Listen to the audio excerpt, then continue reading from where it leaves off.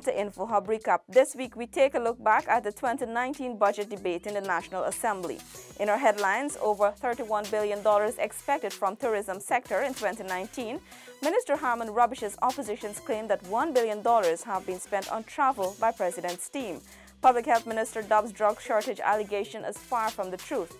These stories and much more in this week's InfoHub Recap. We begin by telling you on Monday, December 3, the debate of the 2019 national budget began and continued throughout the week. Minister of Business Dominic Gaskin announced that over $31 billion is expected from the tourism sector in 2019. Alexis Rodney has our first report. Addressing the National Assembly on the first day of the budget debates this morning, Minister Gaskin said that the figure does not include airfares or the taxes applied to airfares. Guyana has seen a 17% increase in visitors as of September 2018 compared to the same period last year.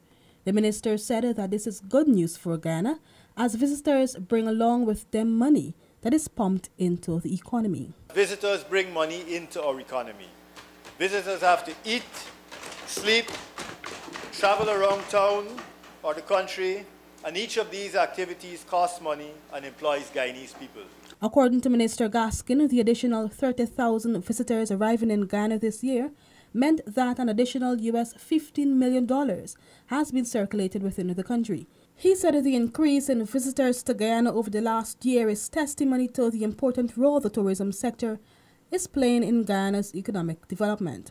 So what I'm saying, Mr. Speaker, is that apart from gold and rice, tourism brings in the highest amount of foreign earnings into Guyana's economy. And this amount is growing every year at a handsome rate. The business minister said that the government realizes the importance of this sector and its capacity to create and sustain employment, and also the need to develop Guyana's tourism product to keep up with the increasing visitor arrivals. Still on the budget, Minister with responsibility for housing Valerie Patterson-Yearwood guaranteed more affordable housing options for low-income earners in 2019 as the government works to construct more than 350 low-income housing units in several areas. The venture is among many others undertaken by the Central Housing and Planning Authority to provide persons in lower income bracket with housing opportunities. Minister within the Ministry of Communities, Valerie Patterson-Yearwood, said CH&PA has designed several $4 million low-income housing units, which will be on display in 2019. We will work with the private sector to deliver additional units across the country. House lots will be made available to those who are desirous of constructing their own homes. Yes. Additionally, low-income housing schemes throughout the country will benefit from infrastructure upgrade. These areas include Sophia, Parfit, Harmony, Bell West, Iflot, Ichuni, Kokwani, Kilcoy, Chesney, among others. Additionally, more than $20 million will be spent to provide full or partial subsidy for the construction of houses for 51 families in hinterland communities in Region 7. Minister Patterson-Yearwood noted that along with these housing units, improved infrastructure is necessary. Funds will be provided to upgrade infrastructure in all CH&PA schemes, all, without exception. The construction of houses in all regions. In Region 1, Mabaruma is earmarked for a significant upgrade. Cockroach Hill housing scheme will benefit from road upgrade and the construction of a community facility. In Region 2, roads will be upgraded at Anna Regina, under Neiman and Charity, and in Region 8 at Madia.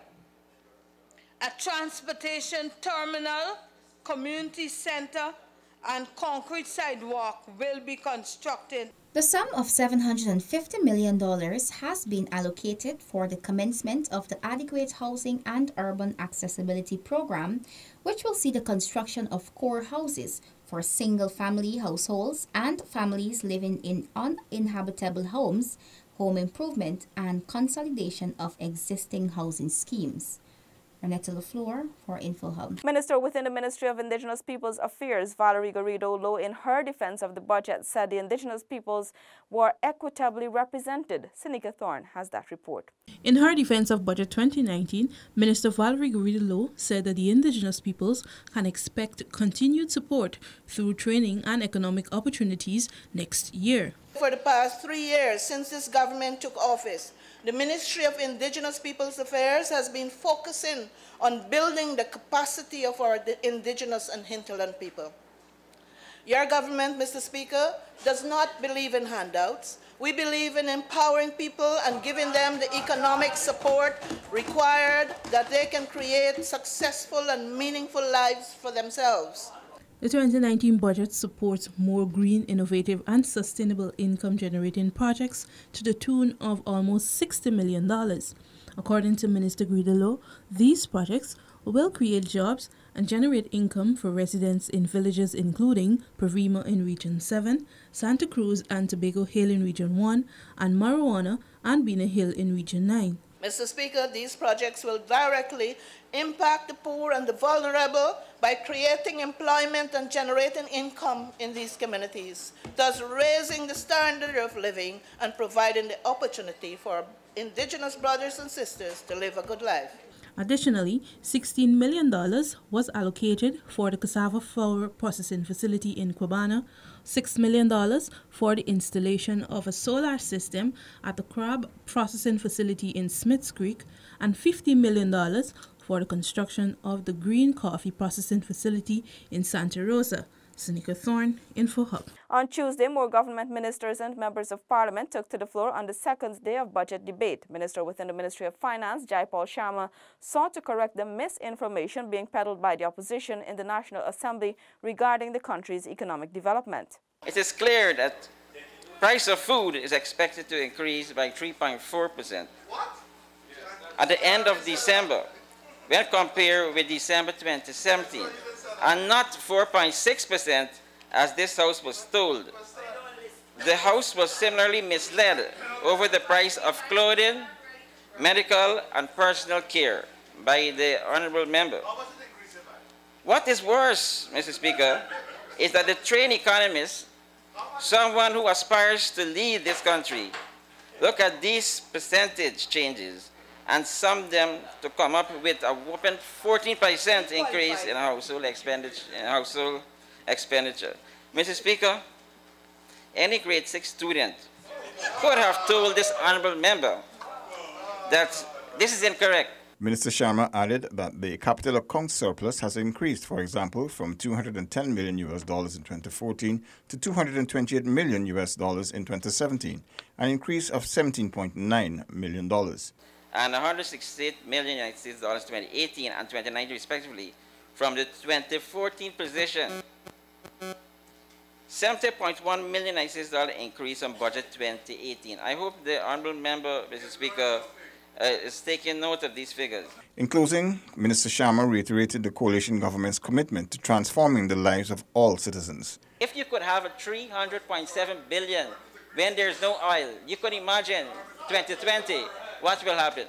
Paul McAdam, InfoHub. Dr. Karen Cummings, Minister within the Ministry of Public Health, highlighted that infrastructure upgrades in the sector are high on the ministry's agenda. More importantly, hinterland and far-flung areas will be targeted. Delicia Haynes has the details. Minister Cummings explained that this allocation will cover infrastructural works, which will include the construction, rehabilitation and maintenance of health facilities. The minister noted that the works will contribute in great measure to improving the quality of public health services being offered and received within our hinterland communities. Minister Cummings has reflected on the improvements within the public health sector, noting that it has contributed significantly to community development and makes way for the establishment of a more integrated and comprehensive service delivery system. The new barometer health facility is being completed and will be commissioned shortly. This new facility will allow for the increased range of services provided to the people of Barometer community. The Shulenab Health Post in Region 9 has also undergone significant infrastructural upgrades during 2018. These improvements are in preparation for the expansion of services at that location and the upgrade of the facility at a Level 2 facility.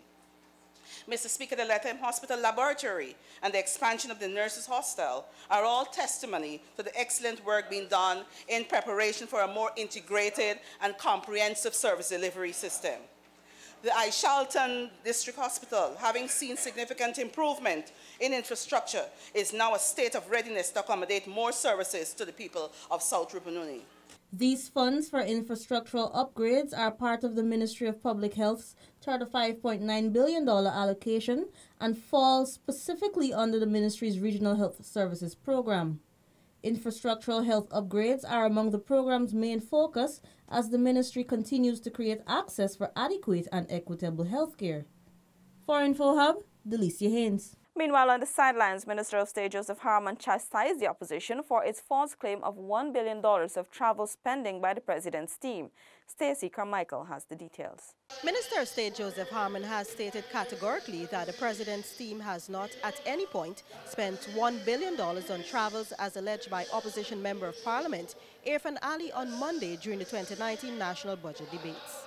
In fact, the exact amount spent in 2015, 2016, 2017, and 2018 to date comes up to $212,345,072, which comprises the year 2015, $60,880,000, 2016, $44,773,000, 2017, $42,764,882. And in 2018, $64,431,261. These were all visits made in the interests of the development of our country, and certainly, by no stretch of the imagination, can you convert 212 million to 1 billion. So I want to nail that lie that was told in the National Assembly today. Meantime, Minister Harman dubbed the 2019 national budget, which was presented by Finance Minister Winston Jordan on Monday, November 26, as a people's budget. Everything that you can look at, over 300 billion, $300.7 billion, it's about investing in the people of Guyana. Be it education, which takes the bulk of the budget, I think about 52 billion, be it public infrastructure, be it health, be it social protection. All of these areas speak about an investment in people, investment in the health of our people, investment in the education of our people, and investment in the public infrastructure, those things which add to a good quality of life for the people of this country. This is the coalition government's fifth budget to date. Reporting from Parliament buildings with videographer Kareem Peters, Stacey Carmichael for InfoHub. Minister of Public Health Waldo Lawrence dispelled claims of drug shortages and more. Stacey joins us again with the details. The second day of the 2019 national budget debates began with a presentation by opposition member of parliament, Dr. Frank Anthony.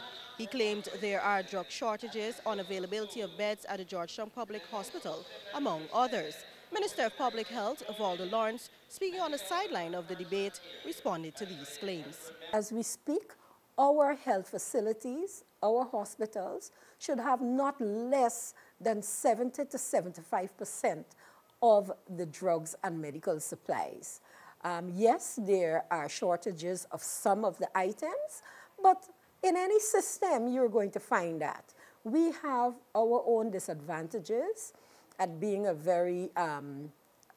country with a small amount of persons, and hence our order quantity is not one that appeals to the manufacturers, and so we always have to wait until they are manufacturing a drug in order for us to get it. The Public Health Minister said a new building to house her ministry will be constructed in 3 phases. The other item which Dr. Anthony spoke about had to do with our head office building.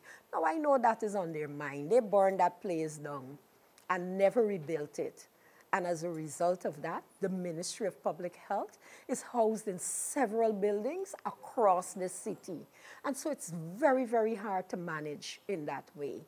For 23 years, they never sought to rebuild that head office back, but we are going to do so. And we're going to be doing it in 3 phases. From Parliament Buildings with videographer Kareem Peters, Stacey Carmichael for InfoHub. Wednesday was day 3 of the budget debate, and Minister of Public Telecommunications Catherine Hughes, during the debate, spoke of advancement in the information and communications technology sector and efforts at strengthening e-governance. Here is Stacey Carmichael again. Minister Hughes informed the National Assembly that some 25 forms will be available online in 2019. The initiative is being rolled out by her ministry along with several government agencies. We fully understand that using digital technologies in government's work can readily provide citizens with easier access to government services. And therefore, we've embraced the concept of electronic government. That means our level of commitment to this course of action will be reflected in government's 2019 allocation of approximately $1.9 billion or $8.9 million in 2 major projects, the ICT Access for Hinterland, Poor and Remote Communities, and of course, the $3.7 billion or $17 million project that we've called our National Broadband Project. The move is designed to save citizens time and create ease of access to services for persons residing in Guyana and the diaspora. We have done extensive groundwork, completing the ICT baseline assessment to ensure that we're able to provide digital services, especially in hinterland, poor and remote communities. These resulted in the formation of 6 strategic e-government objectives that are aligned to the United Nations Sustainable Development Goals, our National Green State Development Strategy, and our ICT policy. Persons are being encouraged by agencies such as the Guyana Revenue Authority and the National Insurance Scheme to utilize the service. Reporting from Parliament Buildings with videographer Joanne Jordan, Stacey Carmichael for InfoHub. Continuing with our budget coverage, Minister of Education Dr. Nicolette Henry said the education revolution, which started in 2015 by the coalition government, is alive and well. Alexis Rodney has that report. This morning, Minister Henry was the second speaker to address the National Assembly on day 3 of the 2019 budget debate. She said there is no doubt that the coalition government has been moving above and beyond to ensure that the education sector, which has been allocated the largest budget for the new fiscal year, serves all of Guyana's children. In less than 4 years, we have rolled out real programs, such as the 5Bs initiative.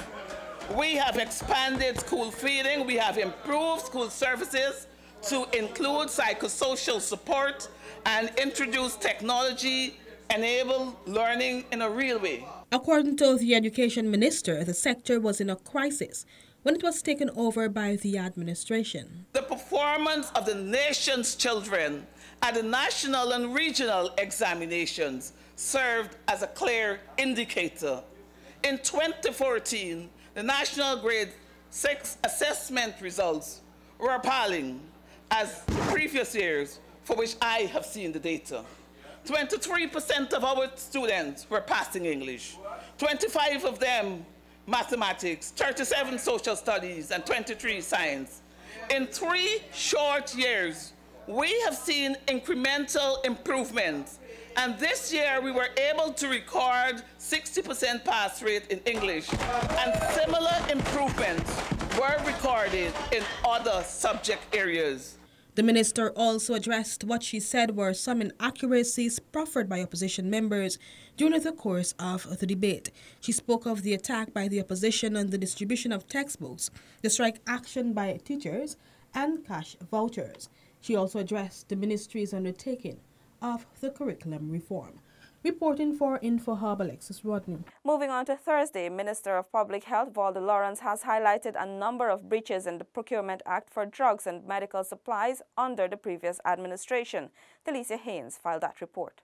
The minister made reference to several articles which pointed out that as far back as 2010, the PPPC administration misappropriated hundreds of millions of dollars for the procurement of drugs and medical supplies. In early 2010, the cabinet under the Jagdeo administration decided that new GPC would be the sole supplier of drugs. I wish to repeat, Mr. Speaker, in early 2010, the cabinet under the Jagdeo administration decided that new GPC would be the sole supplier of drugs.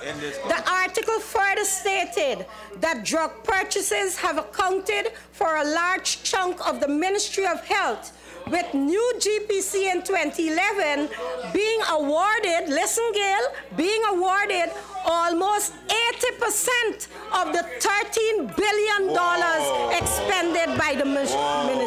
Minister Lawrence cemented her debate on this issue by stating that in the Public Accounts Committee meeting with health officials, more discrepancies came to the fore. New GPC may not have delivered $222 million in drugs ordered in 2010. Mr. Speaker, I am moving on. The health officials testified to the Public Accounts Committee that between late 2007 and December 2012, new GPC was paid more than $90 million to store drugs. This is not the $100 million that they were paid before. The importance of the public being made aware of the truth of the long history of foul play in the public procurement system for drugs and medical supplies was emphasized. Minister Lawrence said the ministry under this government has established a procurement unit that will encourage transparency, especially in the procurement of drugs and medical supplies. In her defense of the 2019 budget, Minister Lawrence strongly advised the opposition that instead of bringing false accusations and senseless criticisms, they should in fact present positive recommendations for development if indeed they have the interests of the Guyanese people at heart. For InfoHub, Delicia Haynes. Over 277 households have benefited from income-generating activities under the Sustainable Livelihoods and Entrepreneurial Development SLED initiative in 2018. Renetta LaFleur tells us more. The beneficiaries include women, youths, and entrepreneurs. Minister of Social Protection Amna Ali said in 2018, $150 million was budgeted towards the program, and 33 projects were identified in various regions. Areas of business include poultry rearing, pig rearing, farming, garment construction, manufacturing outlets, preservation of fruits, making of jams and jellies, salted fish processing, shade house cultivation, women's empowerment training, block making, and leather craft production. In 2019, the Ministry of Social Protection is expanding the program with an allocated sum of $250 million. Minister Ali said this is necessary since the initiative positively impacts households. We are investing more into this initiative because of the positive impact that the program is having on households as well as communities as a whole. We are transforming people's lives. Many who could not sustain themselves and families can now do so. The figures and the evidence are clear. According to Minister Ali, the main objective of the SLED program is to assist in reducing dependency on the social safety network. Renetta LaFleur for InfoHub. On Friday, the final 2019 budget debate presentations were delivered in the National Assembly. Minister of Legal Affairs Basil Williams said that despite the doom and gloom being peddled by the opposition about the state of the economy, investors are flooding Guyana. Details from Alexis Rodney. Addressing the National Assembly this morning, the Attorney General and Minister of Legal Affairs said that the Deeds and Commercial Registry has been providing registration for businesses for both local and international investors. Local companies application 418, foreign companies application 16, new business name 9,813. Check and see who made these registrations. Business name renewed 8,619. So I don't know what is all this talk about that we are not doing well. Why are all these people coming to register businesses in Guyana? The Attorney General said Guyana is on the brink of an economic revolution, particularly with the onset of oil production. He said if the situation was one of doom and gloom, as been pushed by the opposition, then the numbers as shown in the register will be disappointing. We are rich. That can't change. What is important for us to be rich, though, is to ensure who distributes the wealth. And it must not be those who distribute it in those 23 years where most of the country was impoverished. The minister said while the opposition continues its hollow accusation of corruption against a 3-year-old government, the Ministry of Legal Affairs will invest its efforts into ensuring that the needs of every Guyanese citizen are met. Reporting for InfoHub, Alexis Rodney. As the debates continued, Minister of Foreign Affairs Carl Greenidge noted that his ministry is leading efforts to find international partners to collaborate with Guyana in the development of its oil and gas industry. Minister of Foreign Affairs Carl Greenidge said his ministry has been tasked with accelerating the process of integrating elements of the emerging petroleum and gas sector into the overall architecture of the foreign policy of the nation. Most of our traditional bilateral partners have shown little interest in rendering assistance in this context, and by that I mean in terms of the infrastructure funding. And so we have to turn to non-traditional partners as well as supportive bilaterals and other agencies, private sectors and NGOs to secure funding for the development of that aspect of infrastructure.